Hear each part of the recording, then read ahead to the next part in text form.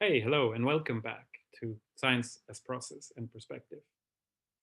We've covered a lot of ground so far. This is a crash course in the philosophy of science.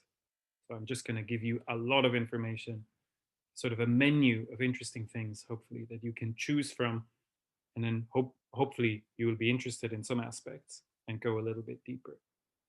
So today we're going to turn our focus towards the process of doing science, that is, the activity of doing science. And as usual, I want to start this lecture with a bunch of questions. The first question is a question about questions. Where do scientific questions come from? Of course, they come from scientists. But if you reflect on your own way of doing science as a researcher, how do you get to ask the questions you actually ask? How do scientists decide what they care about? What kind of questions require scientific answers? Are there questions that don't? And if you have a question that requires a scientific answer, what counts as a scientific explanation? What counts as a scientific answer to that particular question? Are there aspects of scientific knowledge that cannot be expressed by language in terms of true or false propositions? How does the practice of science influence your explanations? So the things you actually do, the circumstantial, um, things you're interested in, the kind of methods you know, the colleagues you have. How can we judge the validity of such scientific practice? We've mentioned already before that it changes over the history of science. So what is a valid scientific practice? And can there be several different strategies for doing science at the same time?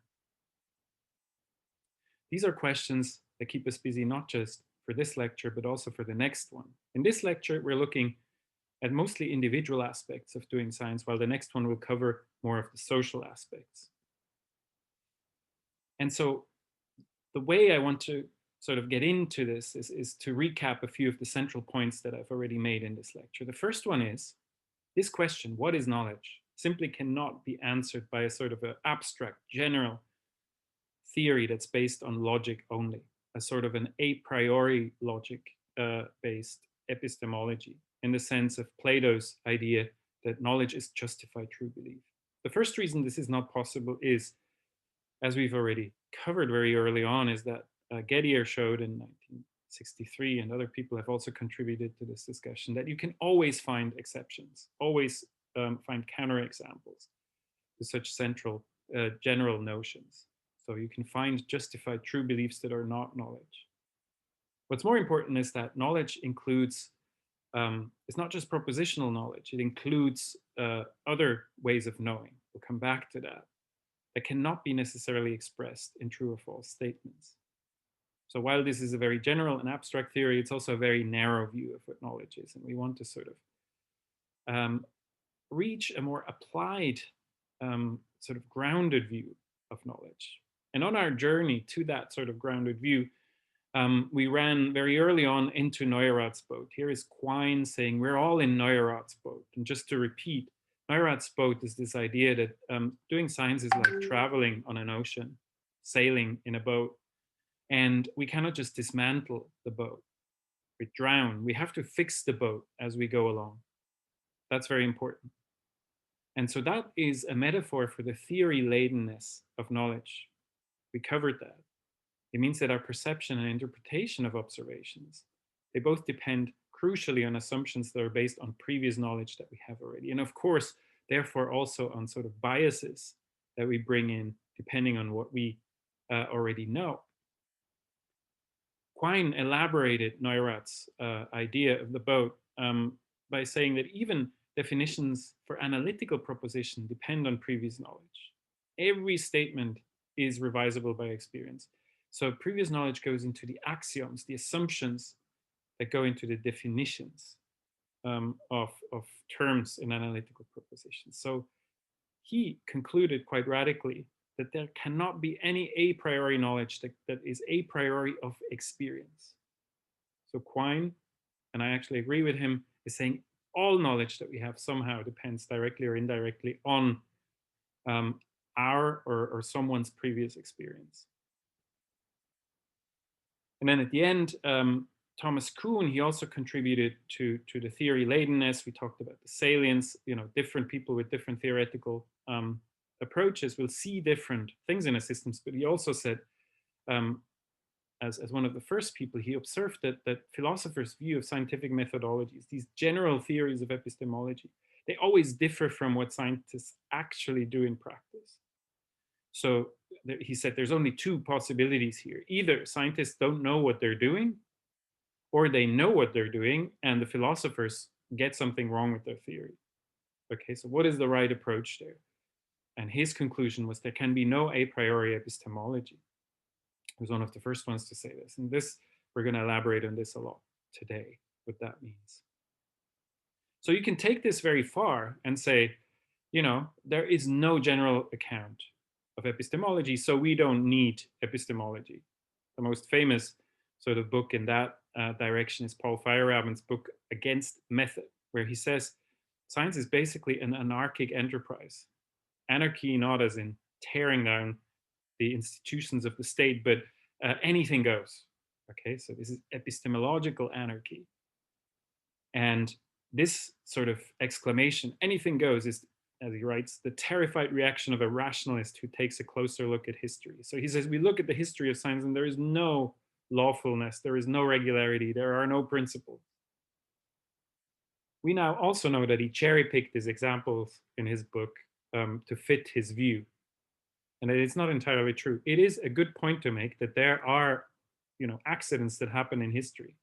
But overall, to say that there are no regularities, there's nothing there for epistemology to study, that is a bit extreme. So we've encountered then this idea of perspectival knowledge that Wimsatt and Geary propose, where he tried to solve this problem by saying, okay, we have different scientists, they bring in different perspectives, they apply these imperfect and imperfectible heuristics to satisfy us, to just do well enough to get robust but not certain knowledge. Okay, and it's possible by analyzing in what way knowledge has been obtained. It's possible to analyze how robust or not it is. As we build this sort of edifice of knowledge, you get certain insights that get built upon, and these are entrenched. This is generative entrenchment, where you build additional knowledge on knowledge that's already present, and you want to make sure that those entrenched pieces of knowledge are robust. And science progresses mostly by making errors and sort of analyzing the errors it makes, right? So what we concluded from looking at perspectivism is that we need to sort of switch from representation to representing as an activity, a shift of focus from the products of science to the process based on scientific practice, because perspectivism brings in the people who do science as important aspects of what it means to understand science. We then had Nicholas Rescher's view of processual knowledge, where he says the processual nature of knowledge reflects the fact that our thoughts about the real things of this world processes outward beyond the limit of any restrictive boundaries. So like these ripples in a pond that I was showing you last time. And so that there is what he calls cognitive inexhaustibility. So our knowledge will keep on expanding because we're limited beings in a sort of unlimited universe. To all this that we've already covered, I would like to add this notion of tacit knowledge that Michael Polanyi brought out in the 50s and 60s. And here's a good quote from his book. He says, "We believe more than we can prove and know more than we can say." So Wittgenstein is wrong when he says, whereof you cannot speak, thereof you should not speak. That is just too limited a view of knowledge. There are many aspects of knowledge. For example, practical know-how in a lab, but also all knowledge claims rely on personal judgments and passionate commitments, what we care about. And this is actually how good scientists choose significant questions. He calls this tacit awareness. And it's tacit, it's unspoken, because up to this point, when Polanyi was writing, there was no philosophy of science that was looking at this. Where do your questions come from? How do motivations of scientists play into doing science? Remember Popper's view of science, falsificationism. He said it's completely irrelevant where your hypotheses come from. The only thing that matters in science is that you can falsify those hypotheses. And so people are starting to doubt that view and say there's a huge blind spot here. Okay, so we're not looking at this sort of source of inspiration, of creativity in science at all. And this tacit awareness, it's hard to speak of it. So there are intuitions there. We'll talk a little bit about what it means to care about something and how you get to care about something. These are difficult topics, and they're not necessarily rational or even volitional. They're not sort of explicitly shaped by some rational will. But he says, Polanyi says, we are not trapped in our interpretative framework. This is what connects us with reality. If we take ourselves as limited beings serious, we have to study this and say, okay, what is it that connects us to reality? It is our personal interaction with reality. And a lot of that is unspoken. It's just directly experienced. And then, as I just said before, there is this huge and important question of what we actually care about. Harry Frankfurt is famous for the best-selling philosophy book of the 20th century. It's called On Bullshit. It's very short. You should read it. It's very important nowadays in these post-factual times. But here I'm talking about his more general work that is entitled The Importance of What We Care About. And he points out that a lot of philosophers think about epistemology. A lot of people think about ethics. So the production of knowledge and how should we relate to other people, what is right and wrong. But few people worry about what we actually care about. Underneath both of those disciplines is this central question. And so he states things are important because of the difference they make to us. This is very important. So when we talk about knowledge, we always talk about human knowledge. But what we care about is not entirely under rational or even voluntary control. That's a pretty radical statement. He develops it in a chapter of this book, where he says there is an irremediable circularity here. We care about something because it makes a difference to us. But to make a difference to us, we must already care about it. So this is not what you care about, the choice of what you care about. It's not entirely irrational or outside the control of your will, but it's also not entirely under rational or voluntary control.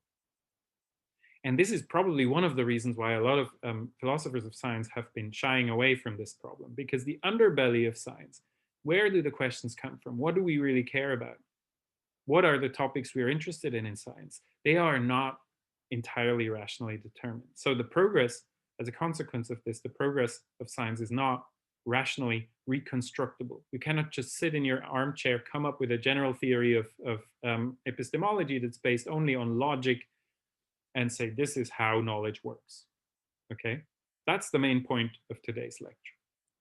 So I want to spend the rest of the time that we have on an account of this kind of doing science. It's called Epistemological Naturalism. It was proposed by Philip Kitcher in an absolutely wonderful paper in 1992.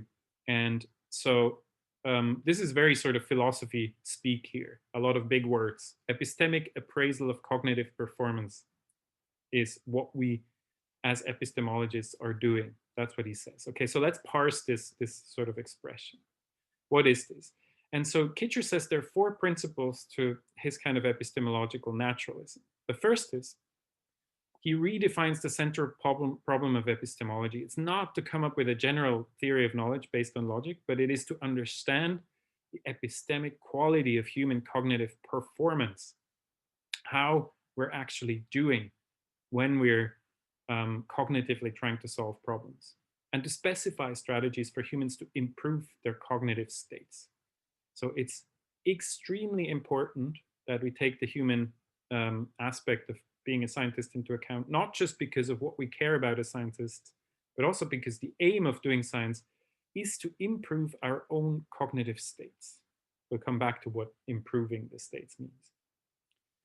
Second principle is the epistemic status of a cognitive state depends on the process that generates and sustains it. So that's very important. You cannot look at knowledge without looking at the way it was generated. So this is an explicitly process-oriented epistemology that says you have to look at, of course, this process is the history of science.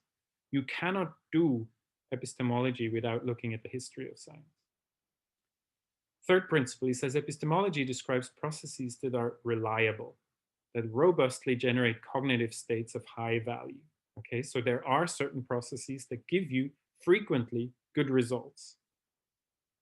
Okay, and we'll talk about what cognitive states of high value are. Don't worry.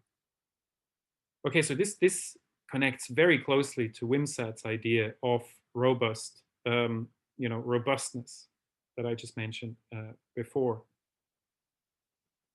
The fourth principle is no epistemic principle can be known a priori. It sort of flows from the other principles. You cannot derive any epistemology without looking at the actual process of how science is done. So what he says is this redefines the goal of epistemology completely. He says the goal is to present a compendium of cognitively optimal processes for all contexts in which humans find themselves.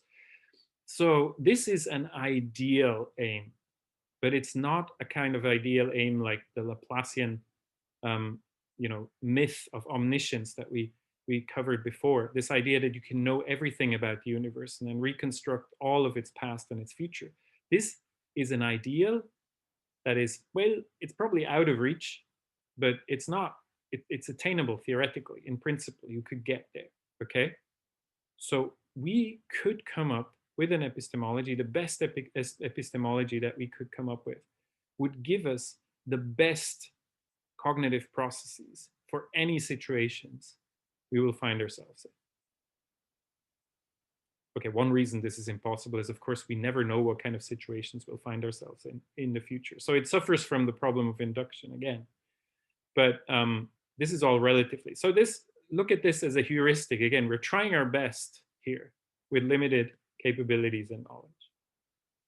And he says cognitively optimal processes are those that maximize the value of cognitive states across a representative sample of application contexts. They yield the best heuristics we can get for our problem. So the aim is not to be perfect, but to do the best we can given the knowledge that we have. And so he defines epistemic appraisal as an ongoing empirical meliorative process. What does that mean? So sorry, this is very sort of word heavy, but it's very important. Okay, so we're constantly, iteratively applying epistemic appraisal. We're checking, are the sort of cognitive processes that we use to get insights good? Are they robust? And it is possible, that's why it's meliorative, it's possible to improve on them based on empirical evidence, looking at the history of science and how science is actually done. This is funny because epistemology almost becomes a science here, okay? It's empirically grounded. Okay, that's a good thing. On one hand, it gets grounded in empirical knowledge. On the other hand, it suffers from all the shortcomings that empirical knowledge have. So it's just sort of a pragmatic, practical, and not a sort of a general a priori theory of knowledge. So let's look a little bit more what this epistemic appraisal is. An epistemic appraisal must consider not only the quality and reliability of a process, like its robustness. And here, Kitcher adds to what Wimsatt had to say, but also the epistemic goals of the researchers, the perspectives, okay? But more than that. So epistemic goals are what you want to get out. So the sort of answer you want to get to your question if you're a scientist. So the principles of epistemic appraisal must be based on history and empirical insights into error-prone strategies infected by mistakes. So this is very similar again to Wimsatt's view of the metabolism of error. It must totally take into account that we're constantly making mistakes, and also our goals. I mean, taking the goals of a researcher seriously means that they're not always entirely detached and just epistemic, okay? We'll come back to that in a minute. History indicates that we are getting better at epistemic appraisal. So we can look at the history of science and say, look, what we know today is better than, what we had a few centuries ago. And we talked about this extensively in this lecture about progress. If you accept my argument that science is actually making progress, and not just the content of scientific theories, but the way we do science, the scientific method. If you interpret history this way, then you can say, hey, it's possible to get better at this. Okay, so as a conclusion, we can't justify knowledge in any general way, in this sort of Platonic way, but we can get better at appraising it, just very pragmatically, empirically grounded in the history of science. One thing I really didn't explain yet is, what does he mean by cognitive states of high value, of high quality? Okay, so what is cognitive value here? What is the aim of doing science? And so the traditional view, of course, is that science aims to achieve the truth. But we now have a lot of problems. I mean, we can group them in two big sort of sets of problems. The first, absolute truth about the world is unattainable for limited beings. And, I don't want to flog a dead horse. We've been over this a couple of times. The second problem is the problem of relevance. We haven't spoken about this yet, but most truths that are perfectly acceptable truths are completely irrelevant to us. Okay. So there's this sort of human aspect of knowledge. And so what we want in this regard is we want significant truth that matters to us, that we care about, that is generated from our particular concerns and epistemic interests. But this is still a sort of a very vague notion. It's very fuzzy. So let's try and make this more precise. And you can take two approaches here. You can be a radical pragmatic and say, I don't care about reality, really.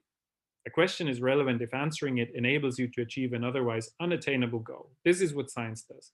We've got problems, and science allows you to solve problems that you couldn't solve before.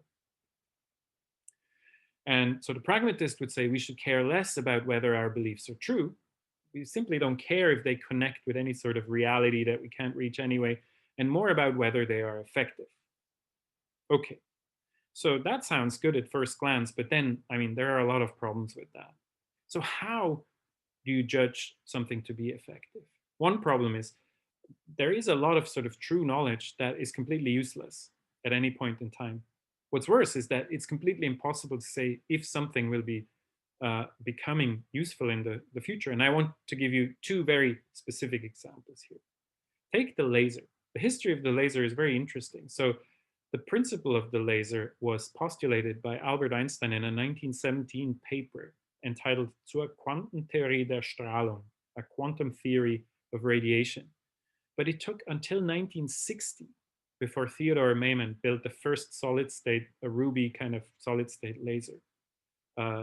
And then it took another 20 years until we had widespread application of lasers in industry, in CD, DVD drives, fiber optic networks. And you would not have the internet today with a sort of, theoretical insight from 1917 that was absolutely useless until the 1980s. So I think the only thing it was used for was sort of James Bond movies, Goldfinger, before that. So that's a huge sort of gap. And the theory of coherent light was just sort of a playful blue sky investigation. Of course, the other example that I need to mention here is the polymerase chain reaction, PCR. That is a sort of a copy machine for genetic sequences. And that has a very interesting history. It requires an enzyme called a Taq polymerase, a high temperature polymerase that is only found, this protein is only found in thermophilic bacteria that live, for example, in hot springs in Yellowstone National Park, where it was first discovered. And these bacteria were described by Thomas Brock and Hudson Freeze, name is fate. They were describing these species of thermophile bacteria and were isolating them in the 1960s. And in 1986, Kary Mullis used this enzyme and set up the principle of PCR. He won the Nobel Prize for this. In the 1990s to today, this led to widespread application in the lab, in diagnostics and forensics. You couldn't imagine a lab without PCR, and it came to fame this year, of course, through COVID-19 tests. Everybody now knows what PCR is, more or less. And so this huge sort of gap in time between something that was a complete waste of time at the time for most people. They would say, okay, why are they studying these bugs that live in hot springs? There is no point. To this serendipitous sort of history that leads to their central role in society today. The same, of course, I should update a slide here on CRISPR-Cas9, which was discovered as an immune system of bacteria, completely theoretical sort of thing, before it became this very powerful and also very dangerous tool for genome editing that will have huge implications for society.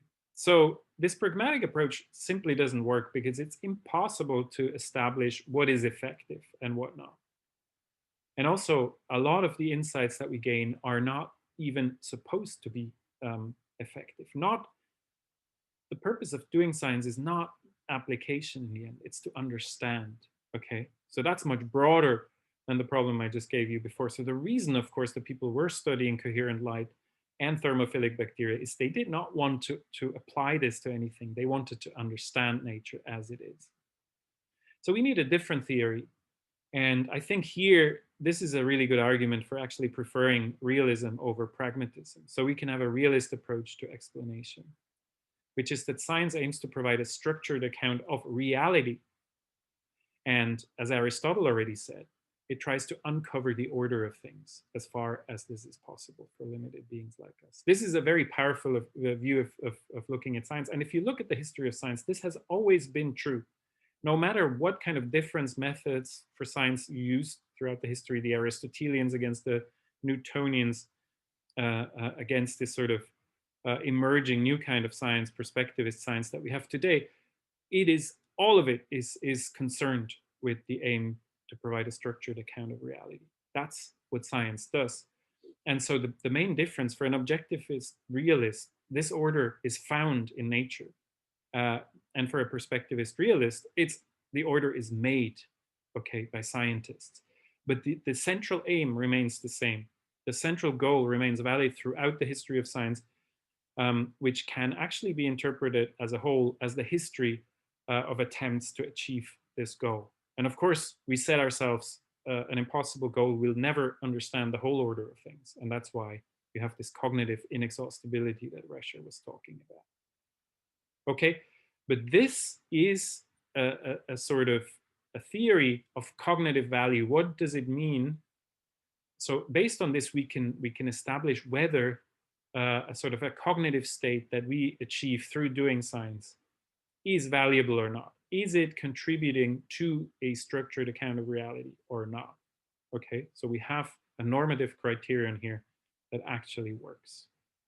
And so we arrive again and again and again at a philosophy of science that is explicitly made for limited beings, not like objectivist realism. And of course, it's always the task, like Odysseus here, to sort of sail between Scylla and Charybdis, the multi-headed monster of relativism and this abyss of this whirlpool, this black hole of certainty that leads you nowhere. It's always trying to find sort of the balance between those two and sail in between. It's a dangerous sort of thing. You know, Odysseus, he loses 6 of his sailors, but if he would have sailed for certainty, he would have lost all of them. Okay, so relativism ate a few of them, but he's still better off than if he goes for certainty. It's very symbolic, this story, and it's very true for the epistemology that I'm proposing here. So what we need is context-specific strategies to attain given epistemic goals, okay? They need to be realizable. They need to yield good results given the way the world and human beings actually are. Philosophy for limited beings. And we arrive back, of course, at a view that is very similar to Wimsatt's view of perspectival realism. And I think the two views go together very well, but they look at different aspects. So Kitcher looks at the specific way which we do science and how we can appraise whether what we do is a valid way of doing science or not. While, of course, Wimsatt is more interested in sort of the ontology of different levels, this rainforest ontology, and how can we provide a structured account that is trustworthy of that sort of ontology. Okay, so we're almost done with this sort of lecture, but let's have a specific look. When I talk about strategies of doing science, what do I mean? Okay, let me give you a specific example. Here, let's go back to Thomas Kuhn of normal science versus revolutionary science fame. We've covered this. So revolutionary science leads to paradigm shifts and incommensurability. So people before and after the revolution see the world with entirely different eyes. His second most famous insight, though, is sort of what he called the essential tension. So there's an essential strategic tension in doing science. And he says in this 1959 article that was reprinted in his 1977 book called The Essential Tension, is that there's always there has to be a sort of a tension between a productive tradition and risky innovation in science. And if you sort of go too far in one or the other direction, you derail and you have to choose very wisely between those two. And in computer science, this sort of tension is called the explore exploit sort of strategy.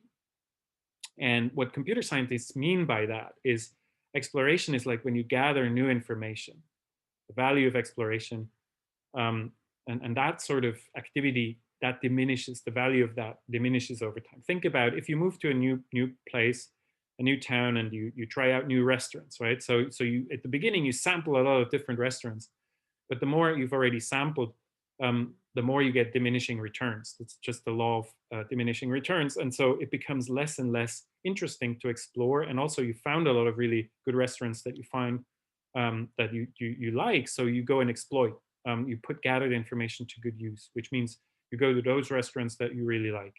And the value of exploitation increases over time, of course, because the more restaurants you know, the more you know which ones are good and which ones are bad. But new restaurants come and go, so there's always a bit of exploration that you still need to do.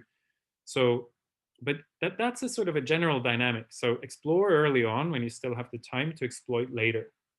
And that's something in life also that explains, for example, why older people become more conservative. It's a rational strategy, or why children are extremely playful and not very serious about anything. So you can explain a lot with this theory. And of course, entire branches of society, industries, for example, as they age, they become less exploratory and more exploitative. And the same happens, of course, in academia. And the sort of academic system that we've set up is extremely biased towards exploitation. One of the reasons is this sort of insane pressure on productivity.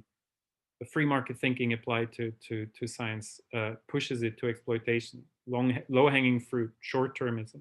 But it's a more general problem than that, because our intuitions about rationality tend to be biased towards exploitation. Okay, so if you want a completely rational theory of science, you always end up with something that's skewed towards exploitation and doesn't have enough playful exploration. So I think the main task that we have today is to sort of take this sort of irrational underbelly, if you want, of science more serious. There is no balance to be achieved here. Okay, this is not about sort of a balance that you want, but for different actors at any one time, different strategies are optimal. Okay, so you will get a mix of different strategies, and you will change strategy from day to day, but overall in your life as well. And we need a sort of a science that accommodates, as an institution, those different strategies better. So at the moment, we're leaning way too much towards exploitation. And as a scientific community, we need to urgently relearn to explore. And that's an extremely important goal that you can now justify philosophically, because you have this theory where you can say these cognitively optimal processes, okay, they have to be based in your specific context, which not only includes strategies that are successful externally, that have a high frequency of producing high value, but that are also in line with your own goals, which change over your lifetime and over different contexts. So this is a completely different theory than this sort of completely useless abstract theory of science that the positivists tried to achieve and actually miserably failed to achieve. So what we're doing here is we're rescuing the special status of science but in a way that, that the positivists could never do. Okay, so we're at the end of this lecture, and I'm going to segue into the next lecture by pointing out, which Kitcher also does in the last sort of section of his paper, that there are lots of social aspects to epistemology as well, which we haven't even touched upon yet. So there are lots of social aspects of epistemic appraisal. Naturalist epistemology respects the historical and social embeddedness of science. And so what you need to recognize is that there are personal and impersonal epistemic goals, and they don't always align. Actually, they mostly don't align. So there's all kinds of problems. Now you can look at it, with completely different eyes at the problem of, do we need more uniformity, sort of equally well-trained specialists in science, or do we need diversity, people with different perspectives, different point of views, different epistemic goals? What happens if we have diversity? We immediately get epistemic conflicts because people have different goals. And we'll revisit this next time, we have controversies, okay? We have different opinions, interpretations of the data and the evidence in science. In groups of people, immediately you get non-epistemic goals. Okay, why are you doing science? Are you really doing science because you're after the proof, the truth, or are you doing science because you're after prestige, social capital, cultural capital, because you want to be respected? Maybe you want to impress someone else, your parents, a potential lover, I don't know. So many different options here, okay, that make this whole sort of assessment of goals very, very complicated. So epistemic goals always mix with non-epistemic goals. And of course, a lot of people just want to get rich and famous. Maybe that's not a good thing. If you do that, you shouldn't go into science, but that also mixes into it. How do you coordinate efforts among such a diverse bunch of people? And how does that impact individual epistemic freedom? So your social needs there will be trade-offs between your individual epistemic freedom and what you tend to do in a group. And the big question here that we will barely have time to go into is, how do you get to collective sense making, to harvest optimally collective intelligence that goes beyond the intelligence and the standpoint of the individual? So next time, we'll look at all these social aspects in a bit more detail. Unfortunately, not too much detail because this is a crash course. And that will be the last lecture of the course. I hope you join me again. And thanks for listening. Goodbye now.